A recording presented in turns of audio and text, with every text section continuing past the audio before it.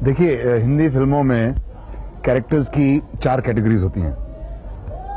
मर्दों में हीरो यानी कि नायक, विलन यानी कि खलनायक, कॉमेडियन यानी कि विदूषक, और चौथा होता है कैरेक्टर आर्टिस्ट।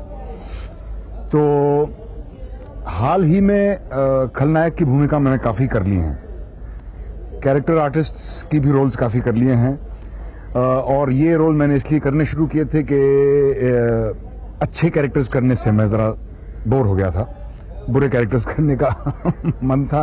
अब फिर थोड़ी देर के लिए अच्छे कैरेक्टर्स करने का मन है। और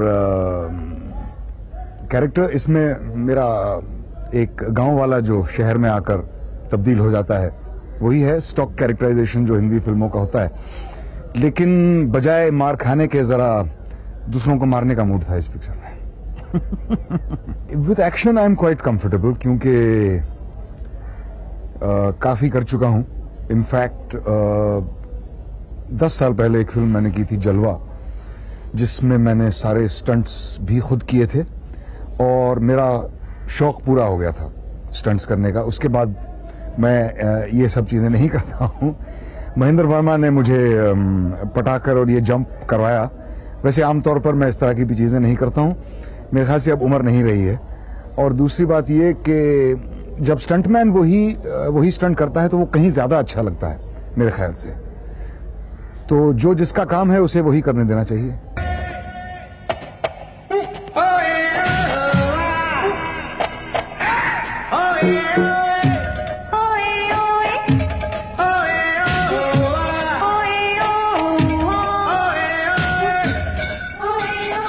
इनफैक्ट ओए ओए के बाद तो लोग सिर्फ मुझसे डांस करवाना चाहते थे, लेकिन मैं उस ट्रैप में नहीं फंसा, क्योंकि मुझे मालूम है कि मैं अच्छा डांसर नहीं हूं।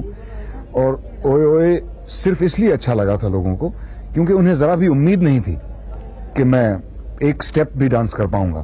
तो थोड़ा बहुत मैंने कर लिया तो उनको लगा कि बहुत अच्छा है, और तारीफ करने वालों की तो कमी वैसे भी नहीं होती। अब तो ऐसा नहीं होता, लेकिन पिछले दिनों में जब गाना गाना पड़ता था तो 100 मौतें मरता था मैं।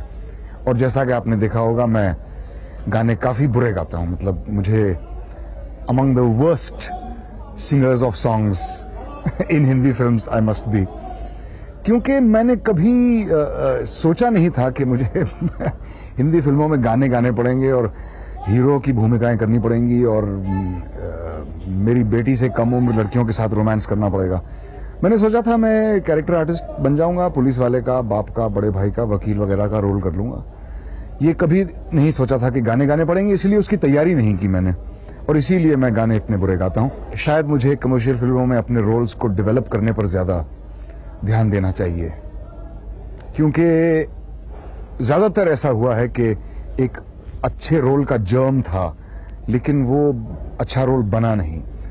क्योंकि मेरे साथ प्रोड्यूसर ज्यादातर और डायरेक्टर्स भी ये सोचते हैं कि एक आध चीखने चिल्लाने का सीन अगर नसीर को दे दो तो बस वो काफी है उसके लिए। और चीखने चिल्लाने से भी मैं थक गया हूं, बहुत चीख चिल्ला लिया मैं। अब मेरी समझ में नहीं आता कि नई तरीके से कैसे मैं चीखूं चिल्लाऊं, गुस्से का अभिनय करूं। इसीलिए उस तरह के सीन्स अब करने में मुझे मजा नहीं आता। जितनी एक्सेप्टेंस मुझे मिली है ऑडियंसेस से, मेरी उम्मीदों से कहीं ज्यादा है।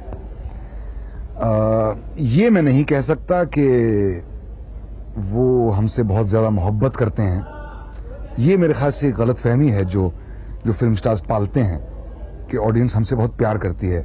मेरे ख्याल से ऐसी बात नहीं है। वो रश्क करते हैं हम पर, वो एनवी करते हैं, हमें एडमायर करते हैं, प्यार डेफिनेटली नहीं करते हैं।